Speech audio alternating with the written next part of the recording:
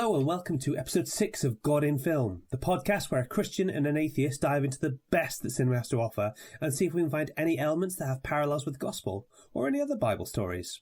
I'm freelance writer and 11th member of the Wu-Tang Clan, Giles Goff. And I'm filmmaker and answer to all of your problems, Phil Coleman. And during this period of Coronageddon, we'll be trying to hold off the desire to bake industrial levels of banana bread by sticking our film geek robes on to analyse the faith parallels in the Harry Potter series, with a specific look at the Deathly Hallows. We'll be looking at the correlation between mudbloods and Samaritans, and why people who think that Harry Potter promotes the occult probably need a nice sit down where they can cool off with a cup of tea and a biscuit. Phil, which Hogwarts house are you in? I took the Pottermore quiz a while back, because Elise wanted to know, and it turns out I'm in Slytherin, and I was quite disappointed by that. That is, you're not, though. I know, I don't think I am either, but apparently the gods of Pottermore have spoken, and I'm in the green robes, and I don't understand why. There is, with some young people these days, Slytherin is cool. I'm not okay with that. I think that needs to be burnt in a fire. I'm quite conflicted on this point, because when I first went on Pottermore, I'm fairly certain I got sorted into Gryffindor, and for me, that felt about right. But in the intervening years, I think they changed the format, and when I took the quiz again, I ended up in Ravenclaw, and frankly, I'm not sure how to feel about that. I mean, how accurate is this quiz? That's what I want to know, because I wonder if I take it again, would I be in Slytherin? So I might test that after this podcast. I think it's going to have a lot of impact on a lot of people's marriages, you know? Maybe even mine. Do you want to tell us your facts that you've got about the Harry Potter series? Oh, yes. Harry Potter is a British-American film series based on the eponymous novels by author J.K. Rowling. Production took place over 10 years, with the main story arc following Harry Potter's quest to overcome his arch-enemy Lord Voldemort. 4 directors worked on the series: Chris Columbus, Alfonso Cuarón, Mike Newell, and David Yates. Michael Goldenberg wrote the screenplay for Harry Potter and the Order of the Phoenix. The remaining films, however, in the rest of the series was all written by Steve Kloves. Late in 1997, film producer David Heyman's London offices received a copy of the first book, Harry Potter and the Philosopher's Stone, was relegated to a low-priority bookshelf, where it was discovered by a secretary who read it and gave it to Heyman with a positive review. Heyman's enthusiasm led to Rowling's 1999 sale of the film rights for the first 4 Harry Potter books to Warner Brothers. So many times where it's somebody's secretary or assistant or receptionist or something like that can be responsible for discovering these absolute gems. And thank goodness for that, because imagine a world without Harry Potter and the behemoth it is now. It's unthinkable. I wake up in a cold sweat thinking about it. Alan Rickman was handpicked to play Snape by J.K. Rowling and received special instructions from her about his character. Rowling even provided him with vital details about Snape's backstory, not revealed until the final novel, which hadn't been written at that point. So, the Hogwarts motto, Draco Dormiens Nunquam Titilandus, means never tickle a sleeping dragon. How good is that? And it is good advice. I've always avoided dragons. Every time I've seen one. I mean, of course, being Welsh, trying to avoid them is damn near impossible. I mean, for the first sort of few years of my life, we went to school on a dragon, until there was damn the legislation. The last name, Dumbledore, means bumblebee in Old English. Also, according to the factoid trivia show QI in 2003, the word muggle existed in the early to mid-1900s as a jazz word that was used for pot smokers. Can you imagine if we still use that today, considering Harry Potter? Like, look at that bunch of muggles over there. Yeah, I like it. The floor in the Great Hall is made of York stone. Production designer Stuart Craig had the foresight to invest a significant amount of his design budget on the stone. While this decision was questioned at the time, it proved to be a wise one, as the stone was durable enough to withstand the footsteps of hundreds of actors and actresses, as well as several camera crews over the next decade to film the entire series. It's that sort of forward thinking that I really like in filmmaking. It's all problem solving. During filming, Daniel Radcliffe changed the screen language on Robbie Coltrane's mobile phone to Turkish. Coltrane had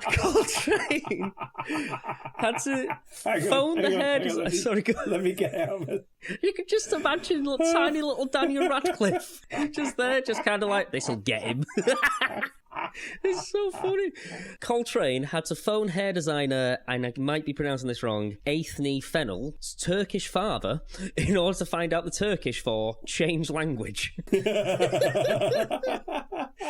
is just wonderful. Anyway, J.K. Rowling previously stated that the T in Voldemort is silent, as it is in the French word for death, mort. Jim Dale pronounced it so in the US audiobooks that came before the release of the movie, where the characters pronounced the T. After this, Dale changed his audiobook pronunciation accordingly. Not being a French speaker, I did not know that mort was meant to be pronounced like that, so... Yeah, no, I did know that, but it wasn't obvious to me at the time, because it was just Voldemort, just his name, it's all one thing. I didn't think about splitting it up or anything. I wasn't looking at it linguistically. Yeah. Steve Kloves was nervous when he first met J.K. Rowling. Rowling admitted that she was really ready to hate this Steve Kloves, but recalled her initial meeting with him. The first time I met him, he said to me, "You know who my favourite character is?" And I thought, "You're going to say Ron. I know you're going to say Ron." But he said Hermione, and I just kind of melted. Surely we're at a point in the course of human history now where Hermione is everybody's default favourite character. I'm absolutely wonderful. If I'm honest, I think Sirius Black is probably my favourite character, but Hermione is by far and away the most competent character, I think. Also, the interesting thing is, if you remember in Philosopher's Stone, when they're trying to actually access the Philosopher's Stone, there's a logic puzzle. There's a point where she says, most wizards are good with the magic, but not necessarily great with their thinking skills. Or words to that effect. And she's able to logic things out quite nicely. I realise I've just turned logic into a verb, but there we go. It was going to happen sooner or later, so let's move on. Daniel Radcliffe was initially meant to wear green contact lenses as his eyes are blue, and not green like Harry's are in the book, but the lenses gave Radcliffe extreme irritation, and upon consultation with J.K. Rowling, it was agreed that Harry could have blue eyes. You don't want your leading man to be just itching his eyes all the time. Steven Spielberg was originally approached by Warner Brothers to direct the Harry Potter series, but when he dropped out, he actually recommended M. Night Shyamalan for the project, who actually turned it down, obviously. Can you imagine an M. Night Shyamalan's Harry Potter? I think he would get the darkness absolutely spot on. He'd get that gothic sense of things brilliant. I just think it's everything else he'd be rubbish at. Unfortunately, yeah, and I just don't think it's his film franchise, to be honest. Sir Alec Guinness was considered to play the role of Dumbledore, but he died shortly before filming began. Why not hire the world's greatest space wizard to play the world's greatest wizard? This is a bone of contention with myself and my wife Claire, because in her head, Richard Harris is brilliant as Dumbledore, and she still rates him as her favourite. Nowadays, my favourite Dumbledore is Jude Law. If nothing else, just for the outfits. That suit. You know how good I look in a three-piece suit. I mean, I was at your wedding, so yeah. Yeah, he just looks fab in it. He absolutely smashes wearing a suit. In the script, the flashbacks to Voldemort killing Harry's parents were written by J.K. Rowling. The producers knew that she was the only one who knew exactly what happened. That's pretty cool. That's quite nice. In order to make the Dursleys' house even more unpleasant, set decorator Stephanie McMillan deliberately sought out the ugliest furnishings possible. Just awful, aren't they? You know what I mean? Warwick Davis, who played Professor Flitwick and the first Gringotts Goblin, also provided the voice for Griphook, who was physically portrayed by Vern Troyer. Oh, really? So, yeah, Vern Troyer actually did the physicality, but they actually got Warwick Davis to do the voice. I assumed that it was Warwick Davis as Griphook the whole way through. What fascinates me is the fact that why didn't they just hire Warwick Davis, considering the man's stature and considering the role that they wanted him to play? Why don't they just hire him all the way through? I think there becomes an aspect of representation issues to consider at that point. If you imagine if you flip that onto something else and said, we've got several different black men, why don't we just get Samuel L. Jackson to play all the parts in it? That's when you start to see the problem with that kind of statement. In my head now, I'm imagining the Avengers, but every character is played by Samuel L. Jackson. That's an alternate universe that I would actually like to see. The Chitauri wouldn't stand a chance. No, the Chitauri would just look and be like, actually, I've left the iron on. I'm just going to nip back. In a bit, Loki. Bye. So today, we're going to switch up the format a little by bringing in not just a normal guest, but a guest co-host to talk to us through the faith parallels in this film. It is my absolute pleasure to introduce Claire Goff. Hi! Claire, would you like to tell people about yourself? Yeah, sure. So I am Claire Goff, as you have correctly said. Well done. I am Giles's wife, and I'm a massive Harry Potter nerd, so this is pretty much my ideal way to spend some time. First, started reading it when I was about 10, and had the classic, is my Hogwarts letter going to come through the post so that I don't have to go to senior school, and I've never quite got over the fact that it didn't. I never knew that. You never told me that. That's adorable. My heart just broke into two. Yeah, and I've just read the books a lot, really, all through my life. The books kind of came out as I was going through secondary school, so I kind of grew up at the same time as Harry grew up. And I also have the audiobooks, which I have listened to pretty much on a loop for at least 10 years. Every time we're going to bed, you can hear one of two options. It's either the Harry Potter audiobooks or the complete unabridged Jane Eyre audiobook. That sounds most pleasant, actually. I think It is. this kid is going to come out recognising Stephen Fry's voice before he recognises mine. Quite possibly. Just make sure he's not calling Stephen Fry Dad, because that opens up a whole host of issues. That's just unprecedented. When I was discovering Harry Potter, I was already at university. It had already been out for a while. The films were on their way to being released that year. A friend of mine, Lottie, actually gave me the books to read, and I got to discover Harry Potter and Hogwarts at the same time as I was discovering Bangor University's main arts building, which looks a hell of a lot like Hogwarts in some places, you know? It's Looks got very these much sort like of Hogwarts. really ancient staircases and all these like long halls and all the rest of it. Anyway, Claire, would you like to take us through Finding the Faith in the Film? Da da da da da da da. I would love to. Thank you. Harry Potter and Christianity. When the Harry Potter books first came out, and even a little bit now, there was much controversy in the Christian community about it. Much hand-wringing about fears that it promoted witchcraft and magic and the occult. Thankfully, my parents were not super worried and allowed me to read it, but I do remember some friends who actually weren't allowed to read it, and that makes me really sad. But thankfully now, people are a lot more chill about it and have realised that it's not going to turn a whole generation of children onto the occult. That's a relief. I don't like to judge people for their personal decisions and beliefs. You know, you decide what you believe and where your lines are, but equally, if you're going to criticise something, I feel like you need to have at least read and understood it first. I, of course, have zero problems judging people for their beliefs. I silently judge people who don't reverse park, or people who film their videos in portrait mode rather than landscape. Who are, that really does my head in. yeah, for legal and moral reasons, are the worst.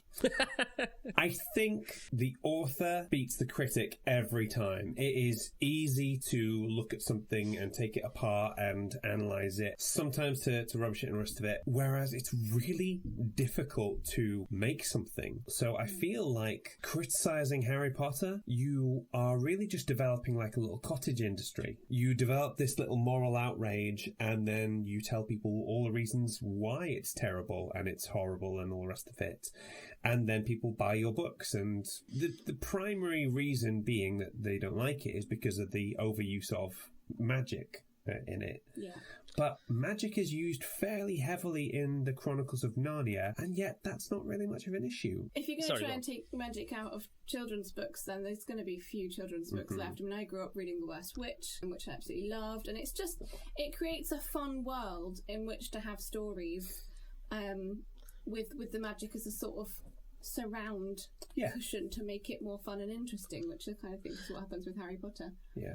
And I think the term witch or wizard, just in general, conjures up images of Halloween and people boiling up frogs' legs in a big cauldron, that kind of thing. And, you know, if that's what people attribute first, then, well, there you go. They're going to see it as a negative rather than a positive. It's a delightful subculture thing that I think, for the most part, we've left in the past these days. I do appreciate there are certain things about this particular issue that have some validity, but for the most part, I have very little patience for any moral outrage that's constructed just to get people's attention.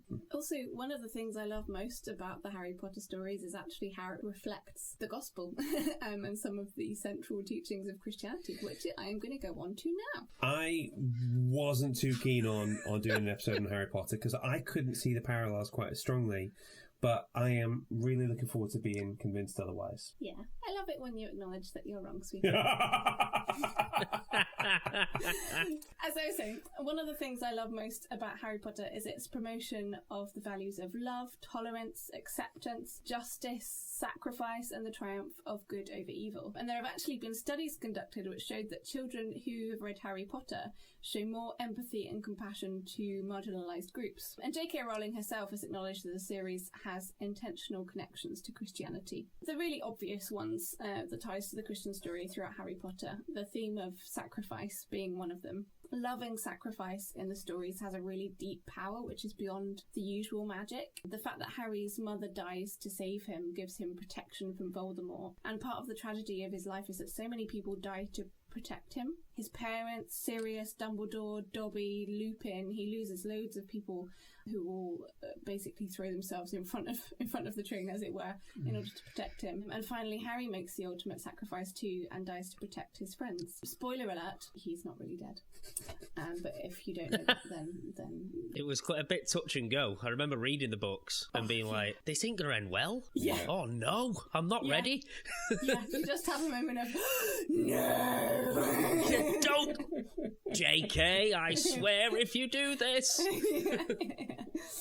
Yeah, so obviously the concept of loving sacrifice as a gift to save others is pretty key to the gospel as well.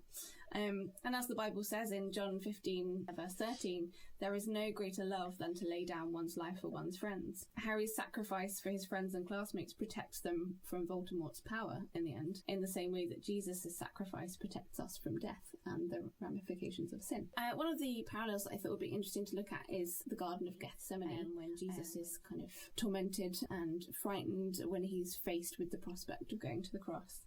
And one of the most powerful parts of the final film and book is Harry's walk into the Forbidden Forest when he knows that he's got to die. He finds out that he's a Horcrux, meaning that he's got part of Voldemort's soul living in him, so he has to be killed in order to finally defeat him. And the long walk he takes reminds me of Jesus in the Garden of Gethsemane, when he knows what has to happen, but because he's human, it doesn't stop him being scared or wishing there was another way out of it so that he didn't have to go through this. And the portrayal of Jesus there has always helped me to realise how completely human he was. His fear is so real and so normal for someone facing that kind of fate. And Harry too accepts his fate. He accepts that that's what he's got to do, but he's still as scared as any of us would be in the same situation. The book and the film differ a little bit. In the book, no one knows Harry's going. He doesn't tell anybody. He puts his invisibility cloak on and heads down there alone. In the film, he meets Ron and Hermione and tells them what he's going to do. Yeah, in the forest, Harry uses the resurrection stone to sort of bring back like echoes, ghost type things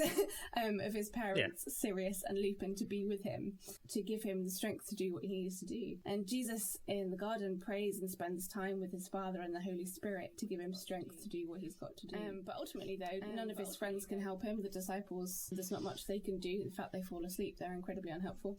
He has to meet this death alone in the same way that Harry has to. In the garden, he separates himself from the disciples and he is afraid and desperate. Yet, when the guards come to fetch him, he doesn't fight but accepts what has to happen. And in the same way, Harry accepts his fate and doesn't lift his wand to defend himself. In fact, he puts his wand in his pocket so that he's not tempted to try and fight back. We get a really visceral description of Harry's experiences in the book when he knows that he has to die. So he managed to some extent to portray in the film as well. It describes his awareness of his own body and his heartbeat and the limited number of beats it's got left, which is a really lovely and touching description. It's heavy. That's heavy. It really is.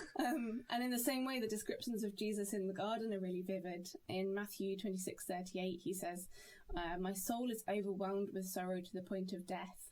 And in Luke 22:44, it says, "Being in anguish, he prayed more earnestly, and his sweat was like drops of blood falling to the ground." And it also says in Luke that an angel from heaven appeared to him and strengthened him, which is similar to how these echoes of Harry's parents strengthen him to do what he has to do. when you explain it and you put them side by side, it's very starkly clear to see parallels between it, and I think it shows just how powerful that scene is in the film. If it can remind you of like the Bible, biggest story ever, then it's got some merit, I would say. Well, it's interesting. We talk about the Garden of Gethsemane. I think is possibly one of the most popular scenes in the entire Passion story, because it's this sense of like a calm before the storm. And if you think about it, that is a storytelling trope that is repeated throughout pretty much all of storytelling history. If you think about it, like in Henry V, Hal goes out to walk in amongst his troops the night before the battle, and we have this sort of sense of quiet reflection going all the way through up to even Game of Thrones and its last season. That sense of doubt has been something that I think is always stuck with me. I think a lot of Christians the world over would agree with that. So one of the other things that I wanted to look at was the radical acceptance of outsiders as a shared theme between the Gospel and the Harry Potter series.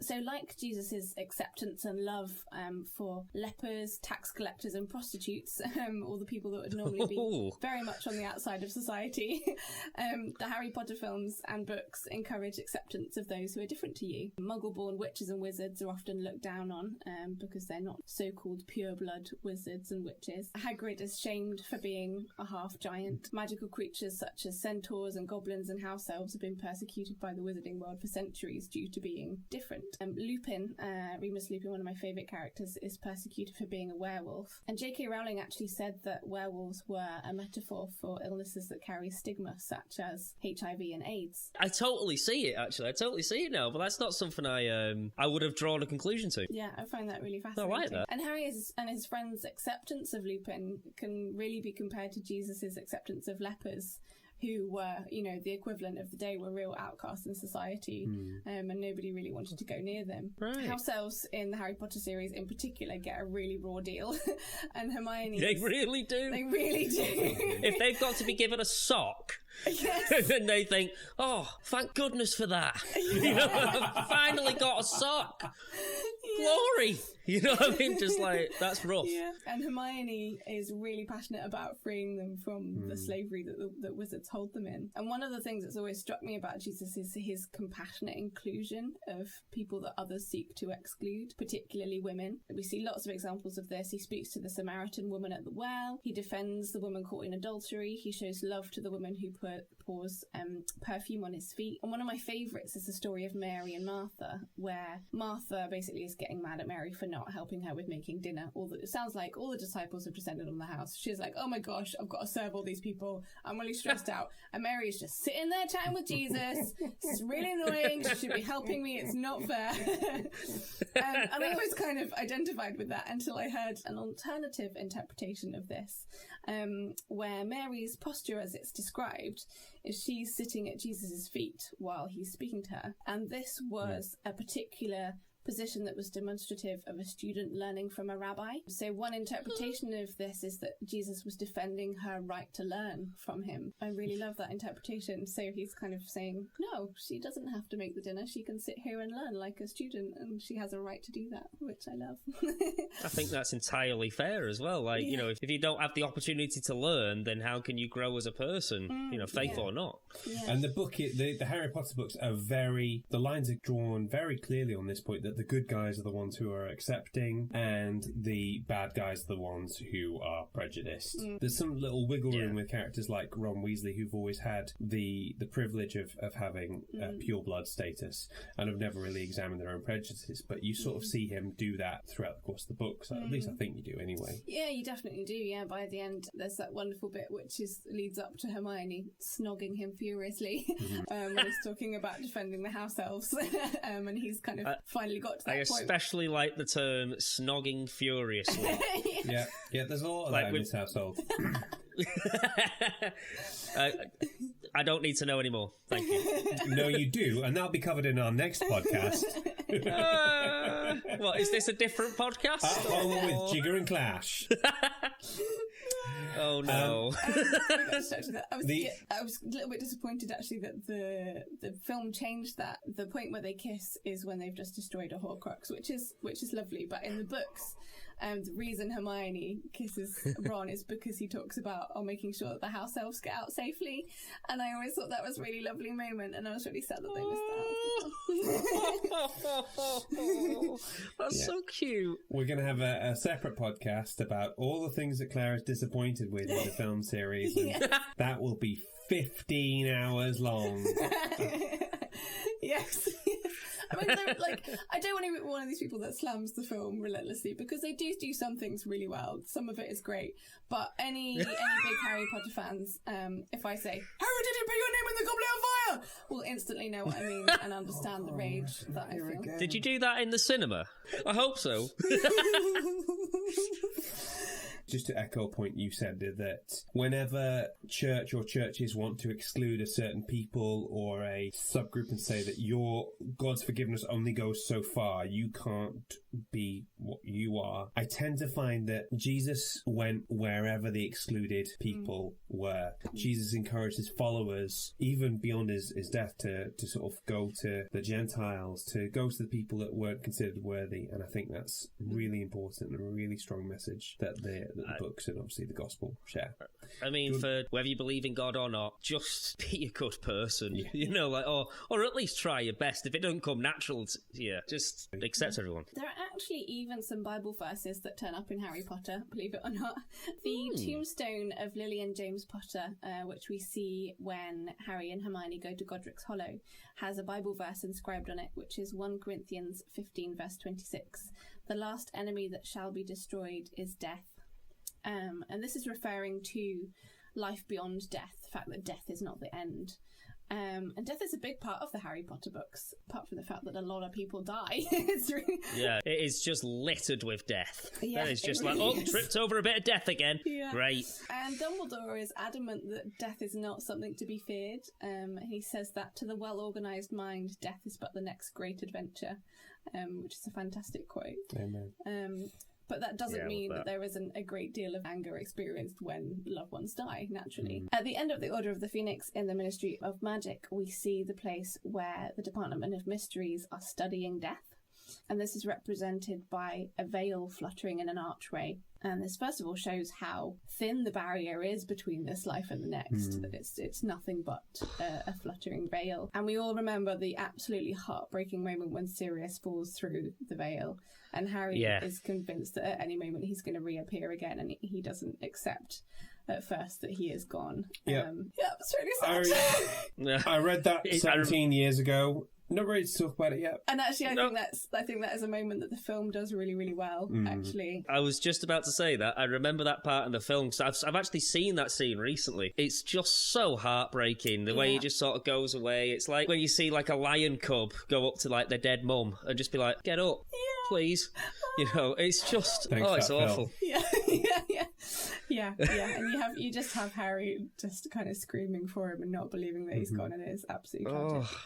At the moment when Jesus dies, the veil in the temple is torn in two, which represents the destruction of the barrier between us and God, which is a massive moment. Phil, how familiar are you with the idea of the veil in the temple? Not as familiar as I could be. Essentially, in the sort of first century synagogue that they'd have in Jerusalem, there would be different sections within the temple. So if you were a Gentile, you could go, let's say, this far, you know, and if you're a Jewish woman, you can go this far. And if you're a Jewish man, you can go this far. But then you can only get further if you're a priest.